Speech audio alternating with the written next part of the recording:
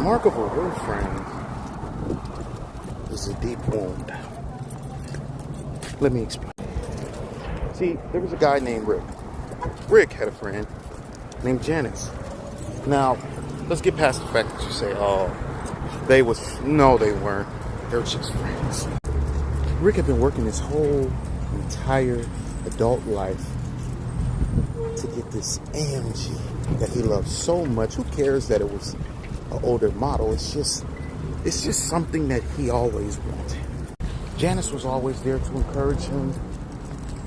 When Janice would see stories and Snapchats of Rick at Nordstrom's and Neiman's, she'd say, "Hey there, goofy friend of mine.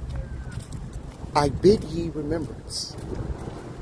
For unto thee there is a desire. For thy noble steed of an AMG with more horsepower than thine has ever seen."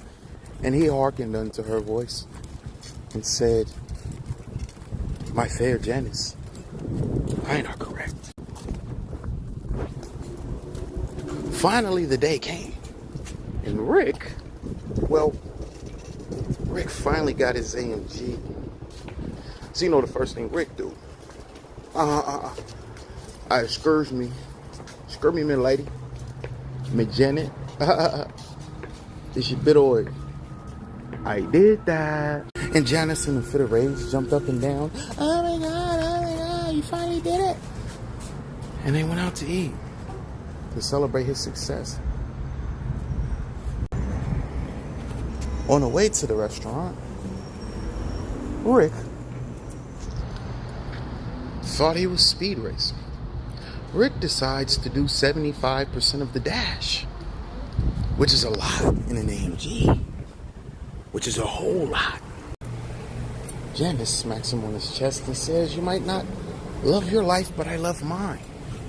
Slow down or let me out." Rick turns to the side and says, "What are you bugging about? I got this." Janice says, "No, you don't." And she proceeds into a monologue on how he's a terrible driver and that he spends so much time getting something, and he'd be stupid if he crashes out, crashes the car, loses the car, does the dash, doesn't have a dash anymore because the cops pull him over. It was a very, very terrible monologue, at least to Rick. Left him feeling a tad bit insecure about his driving capabilities and where they stood in the relationship.